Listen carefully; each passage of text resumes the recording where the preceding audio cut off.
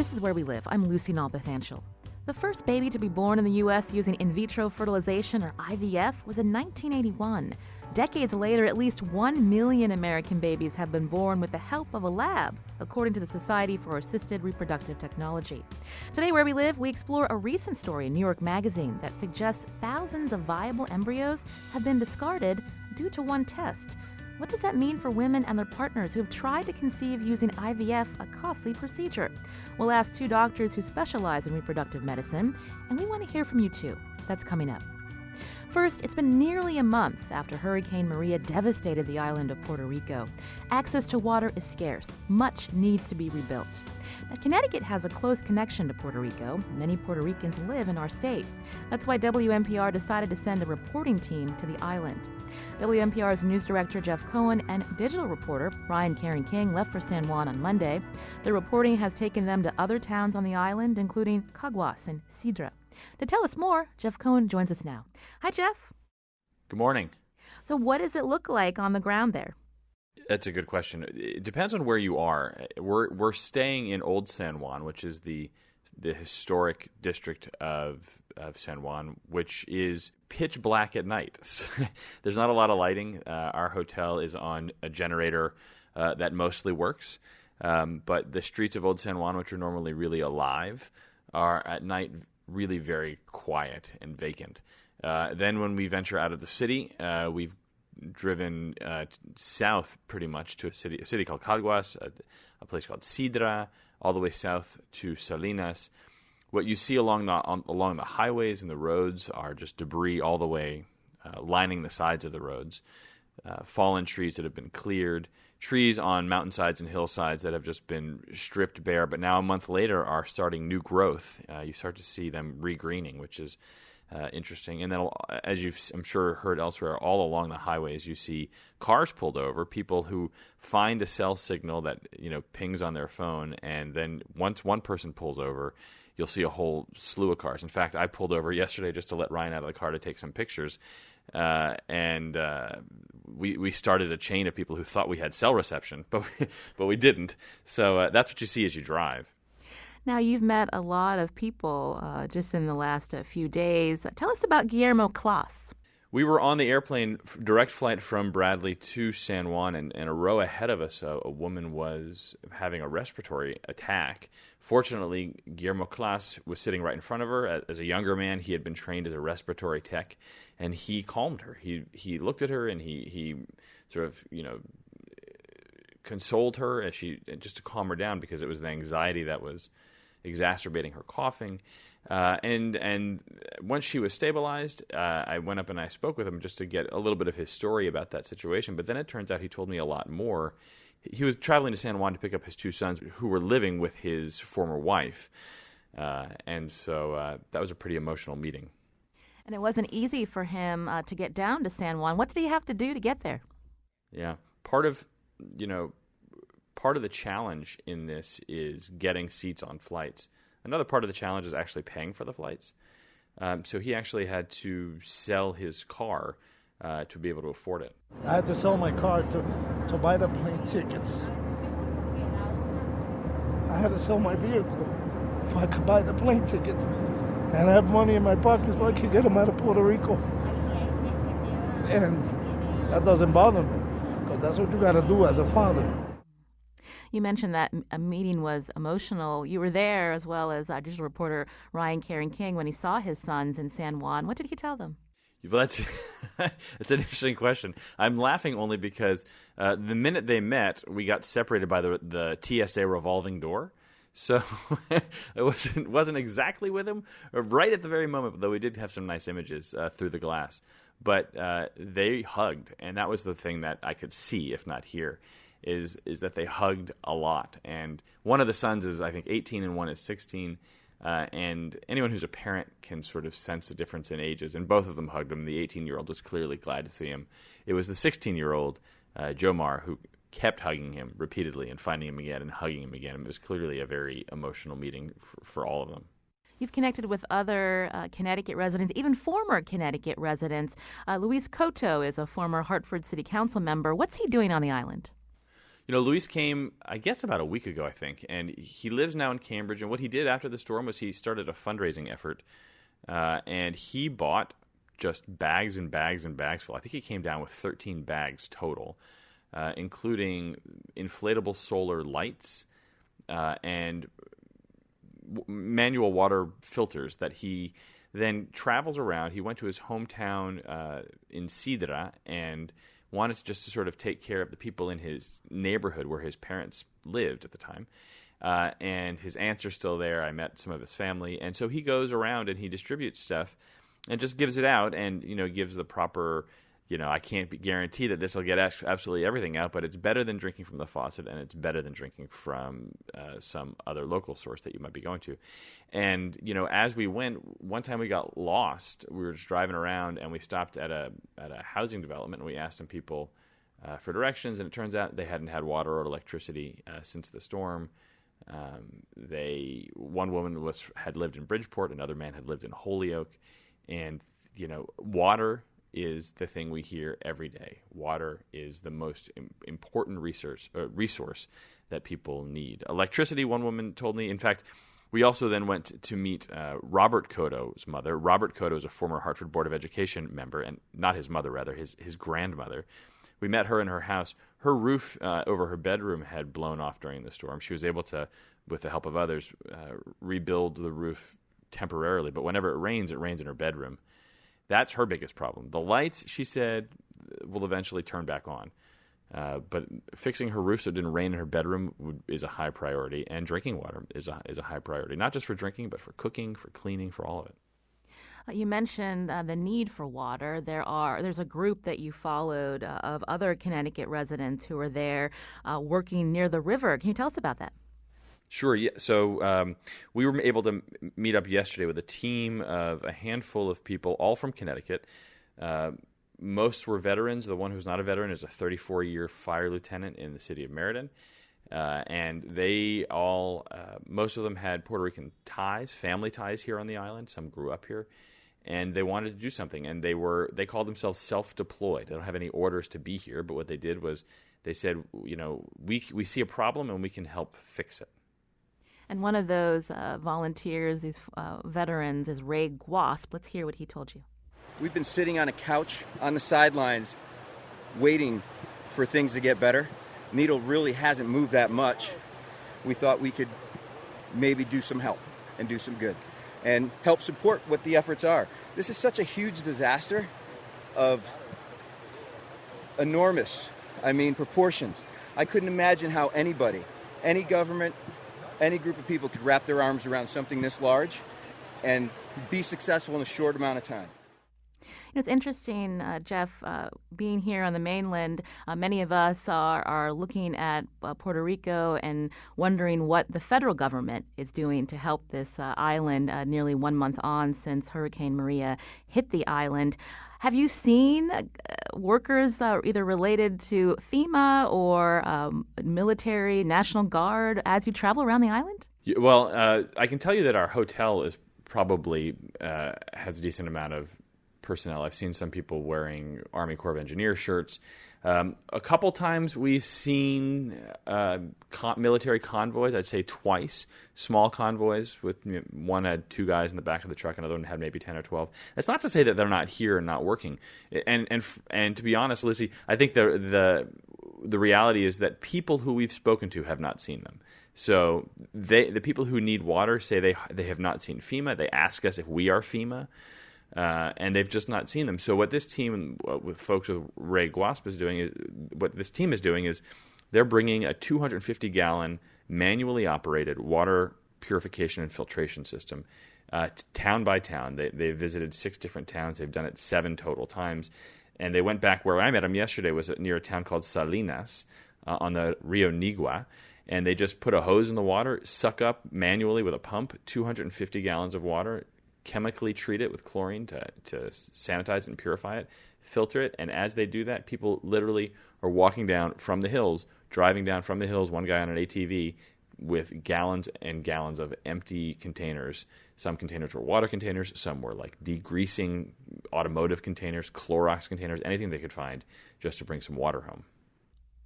Jeff, what can you tell us about your plans today? Today is the day to get a little work done. We've got a couple interviews this morning. Hopefully we'll be meeting with a man whose family is in Connecticut. His parents got out. WNPR's Diane Orson spoke with his family earlier, so his name is Angel, and we'll be meeting with him this morning. And then this afternoon we're going to be meeting hopefully with a university professor who is active here. And, I think they call it the UPI, the University of Puerto Rico, is most likely, as I understand it, not open at the moment, and so we'll touch base with him to get a sense of what life for him is like. I should mention WNPR created a Facebook group to have Connecticut residents send questions to you and our digital reporter, Ryan, again, who are in Puerto Rico this week. We're going to tweet out the link to that Facebook group at Where We Live. I wanted to ask, Jeff, some of the Connecticut residents we've heard from have left a few questions. Mary Douglas wants to know, how are the people in the mountains? How are they receiving water and food? Right, so that's where we were yesterday. When we were in Salinas, we were in the mountains, and to be honest, they're not getting a lot of water, and this is one of the ways to do it. So one man I met, his name was Joey Diaz. Joey is from Puerto Rico, but spent time in New Haven and in Enfield and other places. He came down with his family. He told me that it's not that they don't have drinking water. They have some drinking water bottled. It's not easy to get, but they have it. But when it comes to things like cooking and cleaning, they just don't have enough water to do it. So that's why I met him and his daughter and his son and his wife, among a lot of other people who just came down to the river to get water fresh from the river that they live right next to, standing in a pouring rainstorm. But they didn't have any water to drink or to cook with or to bathe with, and that's why they came. I've been speaking with WNPR's news director, Jeff Cohen. You can hear his stories this week on WNPR, and for more, go to our website, WNPR.org. You'll see those stories that Jeff is filing from Puerto Rico, as well as photos from digital reporter Ryan Karen King. Again, that's at WNPR.org. Thanks, Jeff. We'll see you soon. You're welcome. This is Where We Live. I'm Lucy Nalpathanchel. Coming up, we hear about a medical procedure that women and their families go through each year. In vitro fertilization, or IVF, has allowed millions of babies worldwide to be born since the first test tube baby in 1978. But a recent story in New York Magazine suggests the number could have been even greater, but for one test. We'll have more after the break, and we want to hear from you too. Did you undergo IVF to conceive a child? Join the conversation. 860-275-7266. Email Where We Live at WNPR.org. Find us on Facebook and Twitter at Where We Live.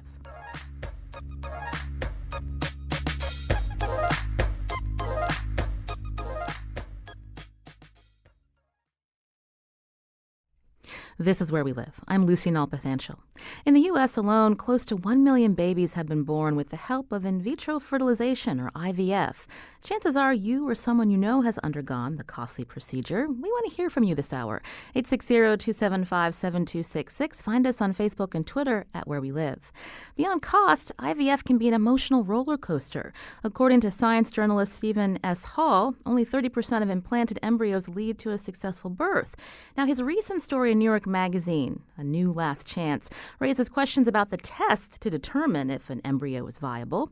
Now, how does reliance on this test impact the many women who tried to conceive using IVF and who were still unable to have a baby? Joining us now are two physicians who specialize in reproductive medicine. From the studios at Yale University, Dr. Pasquale Patrizio, professor and director of the Yale Fertility Center. Dr. Patrizio, welcome to the show. Oh, good morning. Thank you. Also in studio with me is Dr. Daniel Groh, visiting professor at UConn, lead physician and associate fellowship director at the Center for Advanced Reproductive Services. Dr. Groh, welcome to Where We Live. Thank you. It's a pleasure to be here. I'll start with Dr. Patrizio. When we talk about IVF, many of us have heard of in vitro fertilization, but let's go real basic. Explain to us how the procedure actually happens, Dr. Patrizio. In vitro fertilization involves the stimulation of ovaries with some medications that we call fertility drugs. For about 10 to 12 days, a woman is going to take this medication. And then the eggs that are produced in the ovaries are harvested, and then they are put together with the sperm of the husband or partner in the embryology lab. So by uniting sperm and eggs in the laboratory. Then we have the formation of embryos. And then the embryos are followed throughout their growth for about 3 or 5 days. At that time, there is going to be the final steps, which is the step of transferring the embryo or embryos in the uterus.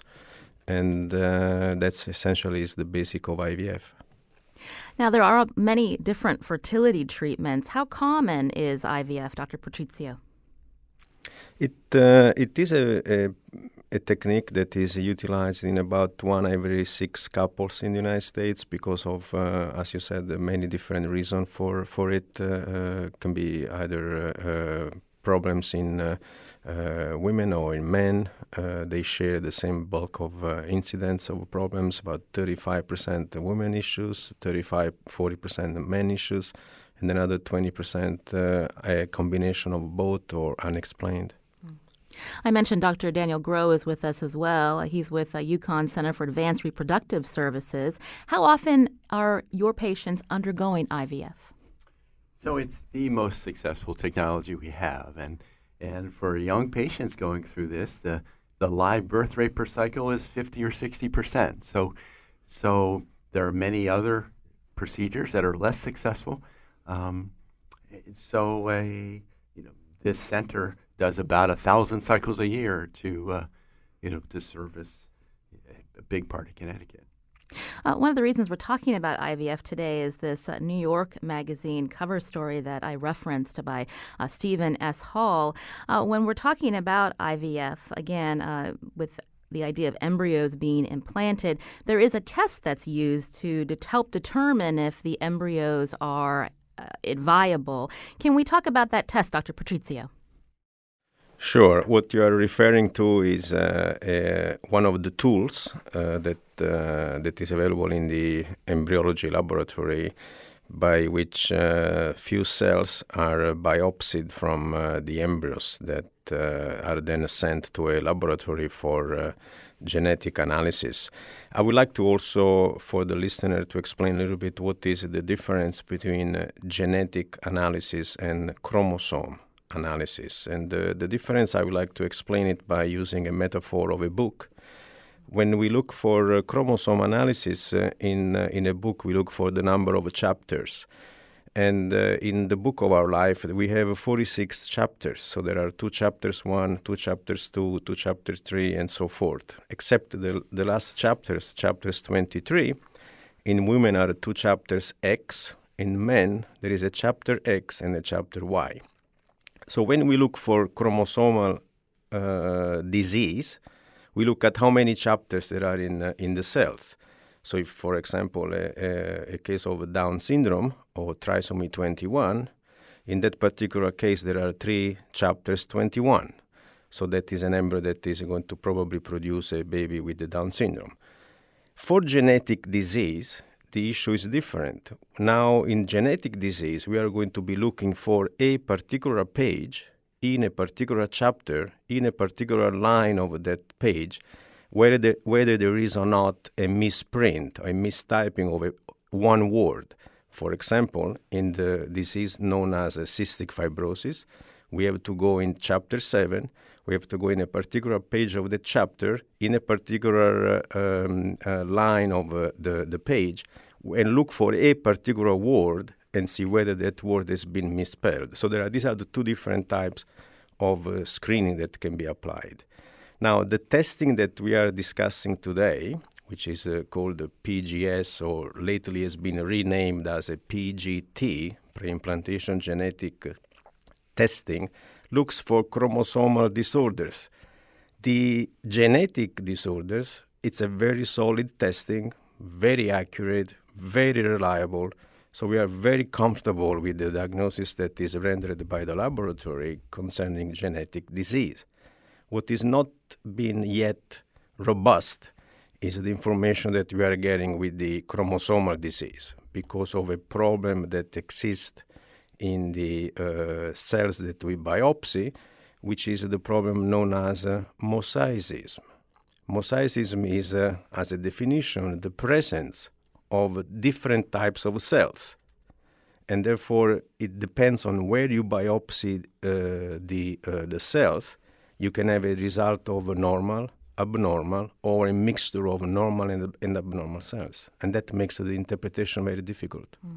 You mentioned these mosaic embryos. I'm curious, so depending on where, as you said, the cells are drawn out, at times the test will say that the cells are abnormal, but then depending on where if they were to take it from another part of the embryo, then the cells will be indicate as normal. So is that where the confusion is in terms of which embryos should be implanted and what kind of advice the patients are getting?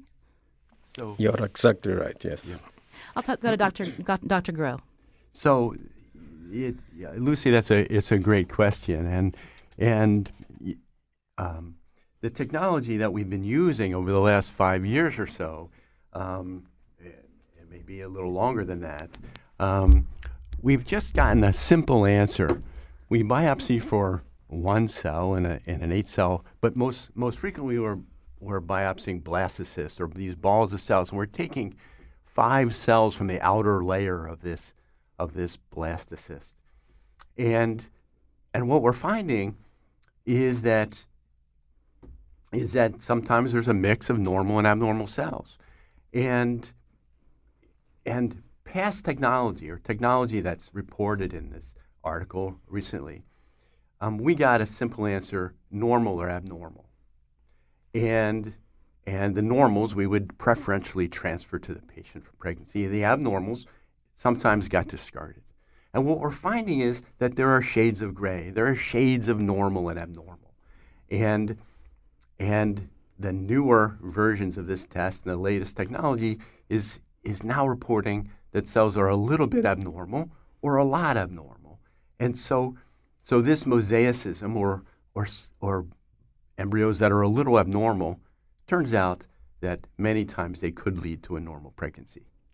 This is Where We Live. Today we're talking about IVF or in vitro fertilization and the decisions made about whether or when an embryo should be implanted, specifically this test, PGS. In studio with me is Dr. Daniel Groh, visiting professor at UConn, lead physician and associate fellowship director at the Center for Advanced Reproductive Services. And joining us from the studios at Yale University, Dr. Pasquale Patrizio, professor and director of the Yale Fertility Center. Now, if you've undergone IVF, we'd like to hear from you. You can join the conversation, 860-275-7266. You can find us on Facebook and Twitter at Where We Live. Now, Dr. Patrizio, I'd like to go back to you because Dr. Groh mentioned this gray area, so to speak. Is this something that is cause for concern? Should patients stick with this test, PGS? Well, the areas of gray and we really don't know the meaning of this shade of grays, really. If you ask me personally, I'm in a situation right now where I don't feel comfortable to offer a test that it does not provide an unequivocal answer. And therefore, yes, there are still many patients that may benefit of the testing, but has to be individualized and not to be offered until the test in itself is validated with robust more data. It is really not, I just want to stress, it's really not the technology, in other words, the genetic platform that is at fault. Actually, they're very robust. The technology is very valid. It's a problem of where are we biopsying. If I take 5 cells out of 100 cells, it really depends on which cell did I get. Did I get the normal one? Did I get the abnormal one? Did I get a mixture of normal and abnormal? And what does that mean, that shade of gray? Since there are babies that have been born by transferring not only shade of gray, but embryos that were originally diagnosed as abnormal, that's what was the reason of that article, that there is a chance that by not having a robust technology yet, we may be making a wrong assumption, and we may be discarding an embryo that could have had the potential for becoming a baby. Dr. Groh, would you like to talk about that as well? I would. I don't think that Dr. Patrizio is suggesting that we should bar this technology.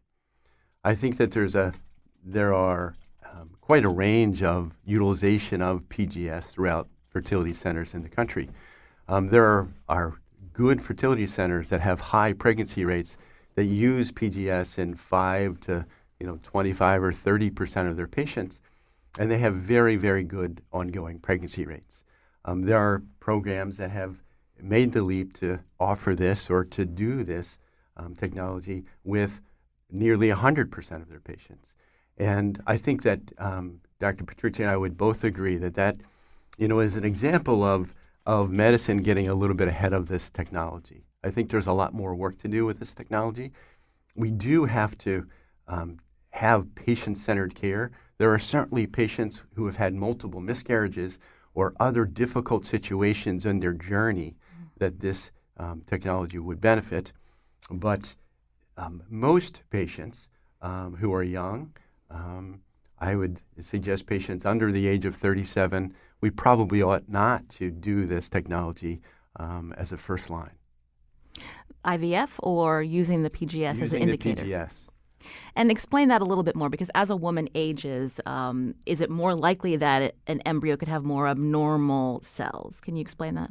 There is a bit, embryos from older women do have a higher frequency of chromosomal abnormalities.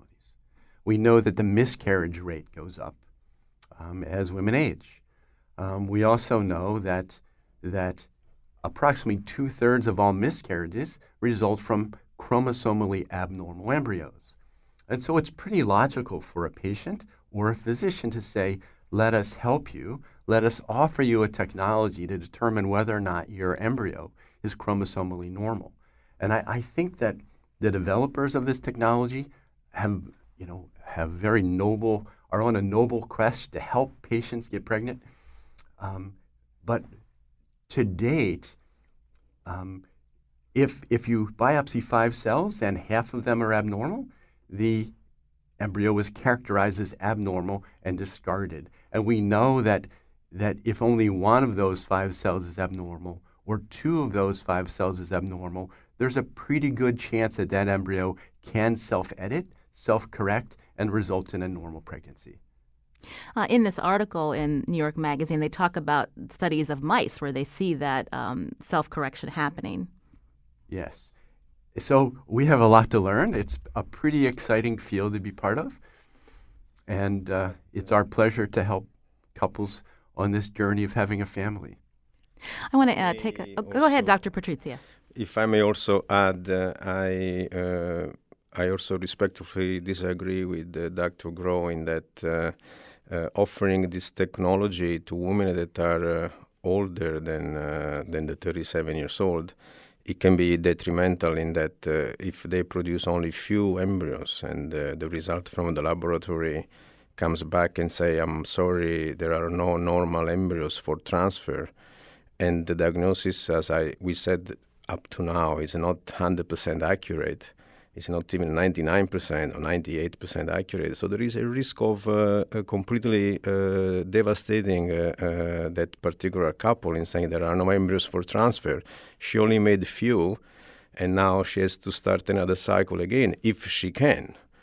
And if she cannot, then we are in a very difficult situation at that point. So I definitely prefer not to offer the biopsy at this stage for women that are 41, 42, 43, and just let the nature take its course.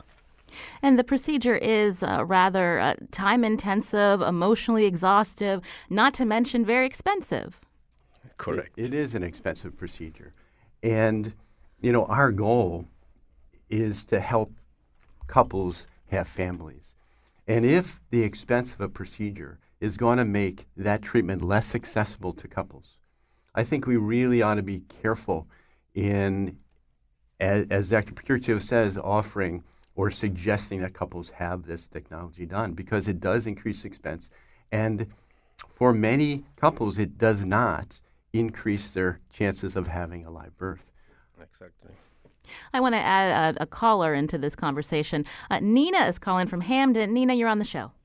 Hi, thank you so much for having me. I'm calling in because Dr. Patrizio is responsible for creating my family with IVF, with we refer to it as PGD, pre-implantation genetic diagnosis. I was trying to get pregnant for 3 years, well, a year before I met him, and then 2 years later we had our son because my husband has a kidney disease, and I was not getting pregnant with really weird cycles, and we learned that through PGD I had almost 50% abnormal embryos and 50% with kidney disease, and we transferred one considered normal, healthy, and one with sort of an atypical mosaic, and the normal, healthy one took, and I just could not be more grateful for the science and for Dr. Patrizio. You've made our world more full. Well, thank you, Nina, for your call. Dr. Patrizio, would you like to respond to Nina? No, actually, the case just illustrated and reinforced what we had discussed before, that the technology that we have available these days is extremely powerful for making a correct diagnosis of genetic disease.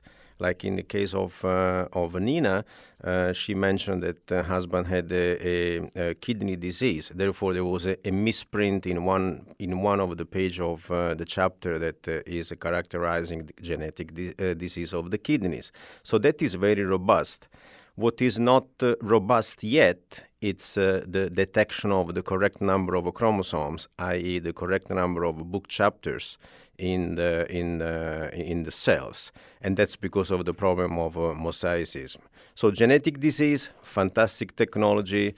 We should use it every time there is a risk of producing an offspring with a genetic disease that can be lethal in some cases. But for the chromosome testing, that's where we ought to wait for evolving in the technology and perhaps trying to find different solutions to the problem of mosaicism. Today we're talking about in vitro fertilization on Where We Live. You can join the conversation, 860-275-7266. We're also getting an email from Krista. She writes, I had IVF after 3 IUI and Clomid treatments. I was only 24 and got hyperstimulated. Had 36 eggs. Only 2 embryos made it to be implanted. Only 1 survived. Thank God for it. I have my daughter who turns 10 in January. So another IVF success story. But the reason I wanted to read this, Dr. Daniel Groh, who's with me in studio, IVF is used by young women as well. Krista was 24, 25 when she underwent the treatment. It is, and it's not just related to age. You know, there are patients whose husbands or partners don't have very high sperm counts or don't have many sperm or at all in the ejaculate. There's patients who have severe endometriosis. There are many disorders that patients don't invite upon themselves that really affect their ability to have a child. It doesn't just affect older women, and there are lots of IVF success stories. You know, I want to go back, if I can, to a case, and you know, we treated a patient recently whose grandmother died of breast cancer, whose father died of prostate cancer, all related to BRCA1 mutations. And this patient came and said, I'd like to have a baby without the risk of breast cancer. The patient herself had both breasts removed to prevent breast cancer. Devastating family situation. And we were able to use this technology that Dr. Patrizio described as detecting an abnormal word or a bad word in the book to help families like this have children with a new generation free of genetic disease. It's pretty exciting. This is Where We Live. I'm Lucy Nalpathanchel. Our guests today are Dr. Daniel Groh, visiting professor at UConn, lead physician and associate fellowship director at the Center for Advanced Reproductive Services. From the studios at Yale University, Dr. Pasquale Patrizio, professor and director of the Yale Fertility Center. They're here talking about in vitro fertilization today. A cover story of New York Magazine suggests many viable embryos have been discarded because of a certain test or technology used to determine whether an embryo should be implanted. Now, have you gone through IVF? What's your reaction? You can join the conversation, 860-275-7266. Email wherewelive@wnpr.org. Find us on Facebook and Twitter at Where We Live. We'll hear from a Connecticut woman after the break.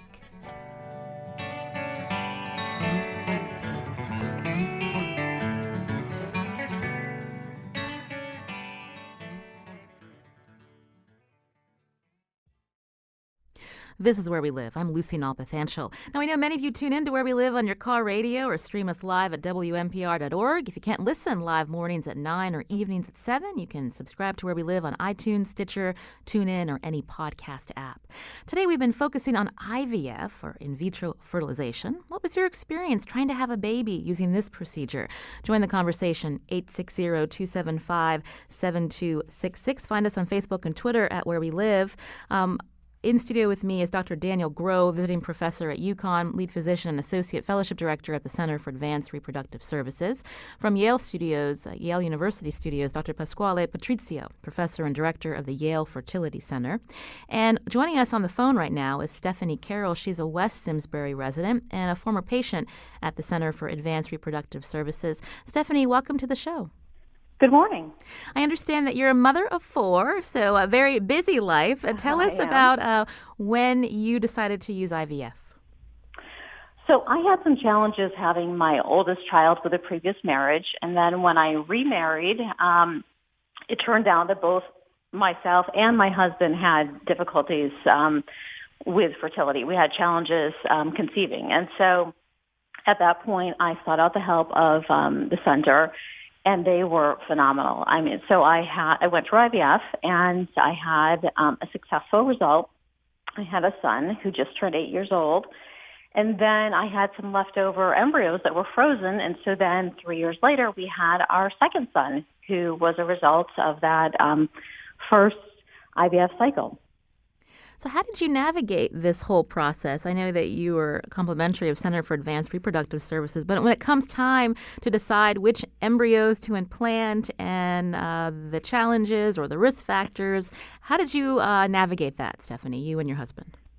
Sure. So in terms of choosing the center, I knew that they were phenomenal, and certainly all centers have to report their success rates, so I had done my research, and, it was just fortunate that they were here close by in Connecticut. But in terms of when it came time to choose the embryos, that was up to my doctor, Dr. Benediva, and so he did choose the best embryos.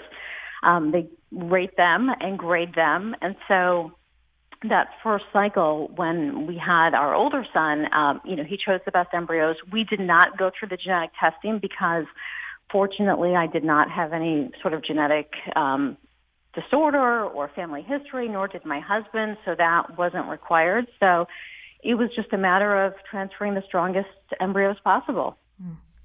Part of today's show, Stephanie, we're discussing a test that's used to determine which of these embryos are the strongest or most viable. In some cases, couples or women that are having difficulty for multiple reasons are choosing to implant what are called abnormal embryos.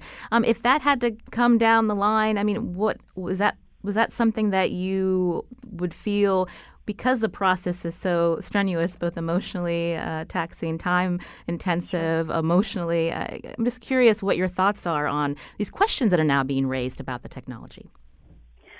Well, I think that the technology is phenomenal. I have a number of friends who have gone through this process. Some have needed that testing, others have not. But I have one friend in particular that testing was able to screen, and she was able to find out that some of her embryos were problematic, whether or not they had Down syndrome or whatever the case was. She knew that in advance, and so she was able to make a decision about not transferring those specific embryos. Again, she knew that they had abnormalities. So I think that, women who are going through this process, the more information you can have, the better. And certainly it's an individual choice. They tell you what they can if you choose to have this test, and then it's a decision about, okay, of the embryos I have available to me, what is the health of these embryos? And then, again, every circumstance is individual. And, again, I was lucky in which I did not have the screening because I didn't feel that there was a need. I'm 40 years old now. At the time that I went through IVF, I was 31. So my age did not put me at a huge risk factor. But again, for women who are having children older, which is certainly increasing, this is great technology that they can glean some information about the health of the embryos that they are transferring. And I think it's fantastic that it's available. I understand, Stephanie, that you have a fourth child conceived naturally. What was that like to realize you didn't have to go through a fertility treatment? Well, it was shocking. Again, it was, against all odds. So I have 3 boys, and then our fourth is a girl. And so we were shocked. She's our little miracle. But I remember when I found out I was pregnant, I was like, how can this be? And so I, emailed Dr. Benediva, and I was, who was at the center, who is my physician, who's phenomenal. And I said, how is this possible? And he said, well, the chances were not good, but there was still a chance. And obviously it happened. So we were really, really fortunate. Well, I want to thank Stephanie Carroll for sharing her story. We're happy to hear that you have 4 healthy children. She's from West Simsbury. Thank you, Stephanie. Thank you. I wanted to go back to the physicians in studio with us today. First to Dr. Daniel Groh, who's with the Center for Advanced Reproductive Services. Cost plays a big factor in this. How do you counsel women because what does insurance pay for? I understand that depending on the state, it's also varies. And for women who can't afford it, what do they do? Yeah, so that's a great question. And we know that infertility is a roller coaster. There's a lot of emotional ups and downs. And I think that adding cost to that makes those up and downs worse. I happen to come from a state where I practiced for almost a quarter century in Massachusetts, just up the road, where there's an infertility mandate. Mm-hmm. And the stress levels of patients are much, much lower. They just are. And so there's some benefit to having a legislative mandate where patients with commercial insurance have infertility as a covered benefit. I think it helps. We do have to realize that these treatments are a lot of work. They're a lot of time. And some places are a lot of money. And we have teams that work with the patients and help them negotiate and try to make hours at the center and other places very convenient for patients. Try to minimize unnecessary testing and really have a compassionate approach to care. Dr. Pasquale Patrizio, professor and director of the Yale Fertility Center. What is being done to make IVF more accessible? Few concepts towards making the treatment more affordable, trying not to overstimulate the ovaries like was done in the past. In other words, there is no need to collect so many eggs like in, let's say, 5 years ago, 6 years ago.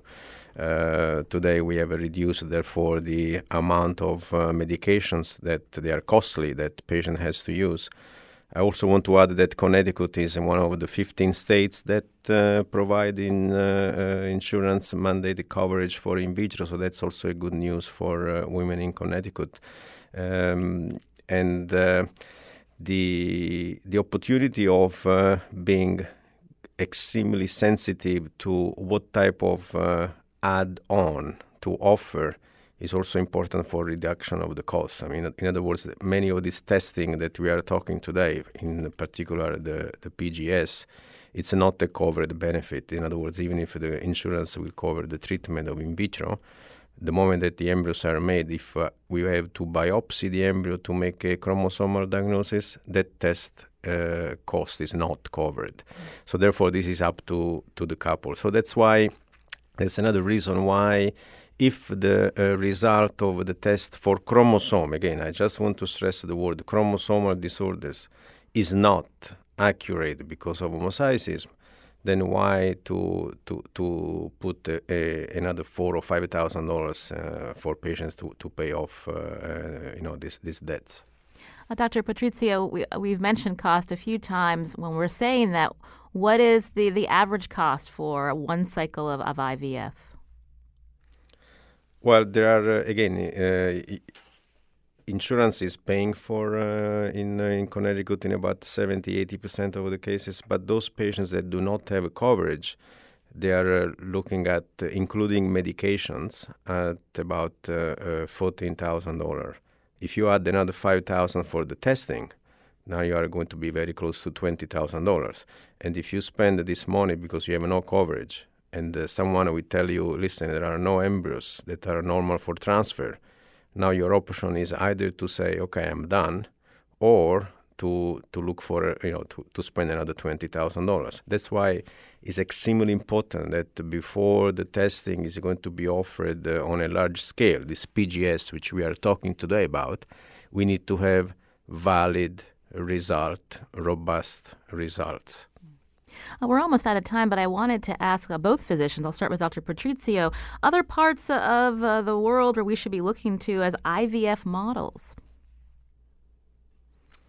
Well, I think that in the United States we should be very proud of our success rate. I mean, when we compare our results, national results, with the results of Europe, for example, or Asia Pacific regions, we are always ahead of the game. So I think that we have a very successful practice of assisted reproduction in the United States. So we are probably looked upon, other than us looking at others, but not to be completely dismissive of other countries. What they are doing for now, more than we are doing, they are reducing the number of embryos to transfer. So they are really, and when I say they, I mean Europeans, they are really looking very carefully at not creating twin pregnancies, while in the United States the concept of twin is still taken with a little bit of relief by some couples that they do want to have twins, and that's a big difference between us and Europe. But we are more successful than them. Meanwhile, I understand the Association for Reproductive Medicine is possibly going to weigh in on the technology PGS. Dr. Groh, can you tell us anything about how that could impact how fertility clinics move forward? With the PGS? Yes. Yeah. I think that, we are, and partially in response to this very well-written article that we're discussing today, discussing this in a public forum.